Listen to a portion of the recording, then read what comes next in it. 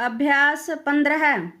सभापति महोदय, संसदीय सलाहकार समिति की बैठक में यह घोषणा की गई है कि पिछड़े इलाकों के औद्योगिकरण के लिए प्रोत्साहन की वर्तमान योजना की समीक्षा करके संशोधित योजना तैयार की जा रही है।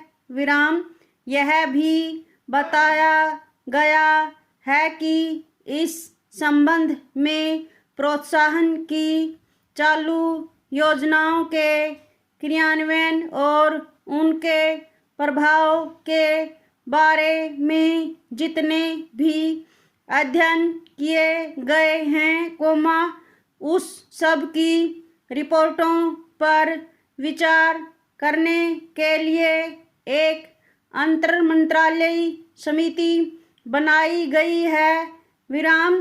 इसके अतिरिक्त राज्यों से भी कहा गया है कि वे इस संबंध में शीघ्र अपने विचार भेजें। मंत्री महोदय ने अपने बयान में कहा है कि देश के विभिन्न इलाकों में औद्योगिक असमानता दूर करने के पूरे प्रयास किए जा रहे हैं। उनके फलस्वरूप इस वर्ष जनवरी से सितंबर तक जितने औद्योगिक पत्र जारी किए गए हैं, उनमें से 52% पिछड़े क्षेत्रों के लिए थे। अतः मंत्री महोदय बधाई के पात्र हैं। मेरे विचार में बेरोजगार युवकों के लिए स्वयं रोजगार योजना को अब तक के अनुभवों के आधार पर संशोधित करने की जरूरत है। पिछले 2 साल से चल रही इस योजना में जो कमियां दिखाई दी है, उन्हें दूर किया जाए। ऋण के आवेदन पत्रों पर जल्दी से जल्दी निर्णय किया जाए और निर्णय होने के बाद पैसा देने में विलंब न हो। स्वयं रोजगार योजना पर अमल में निरंतर प्रगति हो रही है।